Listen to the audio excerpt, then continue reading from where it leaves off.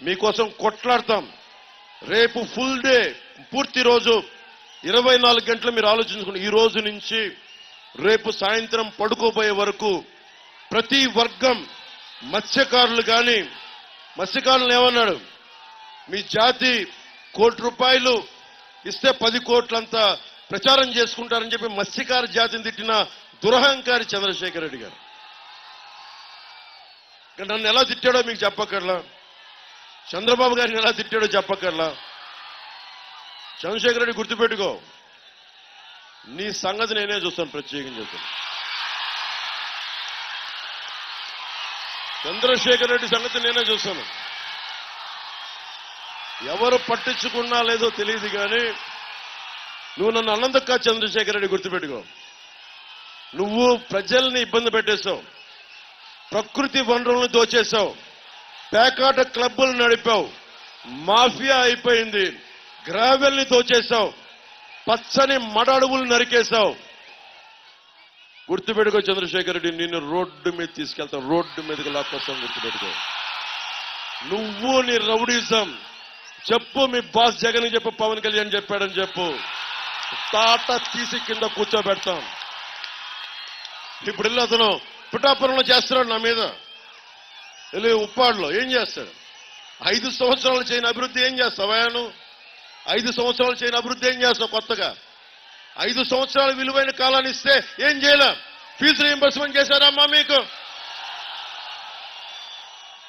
Fee reimbursement చేయలేనాడు. 2300 కోట్లు రంగులు వేయడానికి, రంగులు తీయడానికి తీసుకున్నాడు ఈ వ్యక్తులు. మనకేం చేస్తారమ్మా వీళ్ళు?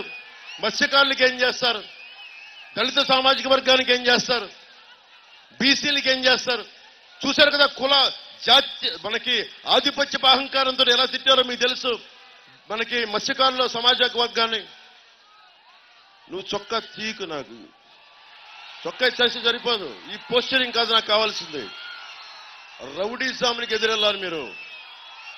సలసల సలసల రక్తం కాగాలి గుండాలను చూస్తే. గుండాలను చూస్తే నిన్ను చూసి భయపడాలి చంద్రశేఖర్ రెడ్డి. ఆ స్థాయికి వెళ్ళి నువ్వు. అందుకని మీరు ఆలోచించి నిర్ణయం తీసుకోండి. నేను దశాబ్ద కాలంగా అన్ని అరిచి గొంతు నెప్పి పుట్టేలా చెప్పా. భవిష్యత్తు ఇంకా నాకు కోపం లేదు, కోపం మీకు రావాలి. ఆ కోపాన్ని మీరు ఓట్ల ద్వారా చూపించాలి.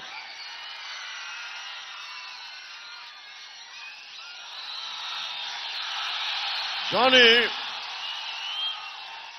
ఇప్పుడు జానీ సినిమా చేస్తున్నప్పుడు కనిపించాడు.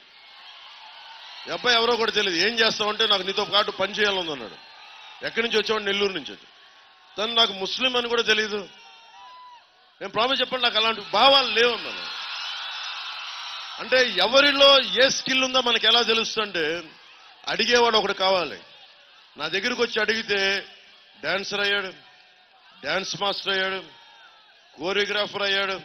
ఈ రోజున మన భారతదేశంలోనే అత్యంత ప్రముఖమైన కోరియోగ్రాఫర్. ఇది మతంతో సంబంధం ఏముంది? కులంతో సంబంధం ఏముంది?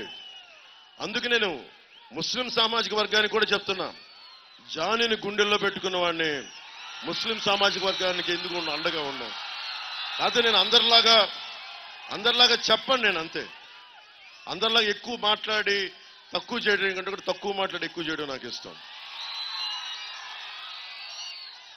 తంగెళ్ల ఉదయ్ శ్రీనివాస్ ఎంపీ పార్లమెంట్ అభ్యర్థిగా టీ టైం అని పెట్టాడు. 25,000 కుటుంబాలకు ఉపాధి అవకాశం కల్పించాడు. కొండబాబు గారు టీడీపీ మనకి అర్బన్ అభ్యర్థిగా పోటీ చేస్తున్నారు. పార్టీని నమ్ముకొని నిలబడ్డారు. మన చలమల శెట్టి సునీల్లా కాదు, ప్రతిసారి మార్చుకోవడానికి. వారిద్దరికీ మనకి జనసేన గాజు గ్లాస్ గుర్తు మీద తంగెళ్ల ఉదయ్ శ్రీనివాస్, సైకిల్ గుర్తు మీద కొండబాబు గారు పోటీ చేస్తున్నారు. అలాగే కాకినాడ రూరల్ నుంచి గాజు గ్లాస్ గుర్తు మీద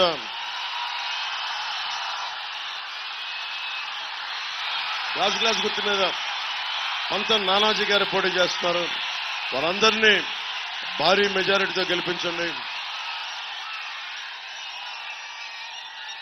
ధర్మందే విజయం, పొత్తుదే గెలుపు. కూటమిదే పీఠం. కూటమిదే పీఠం. ఒకే ఒక్క కవితా పంక్తులు వినిపించి సెలవు తీసుకుంటాను.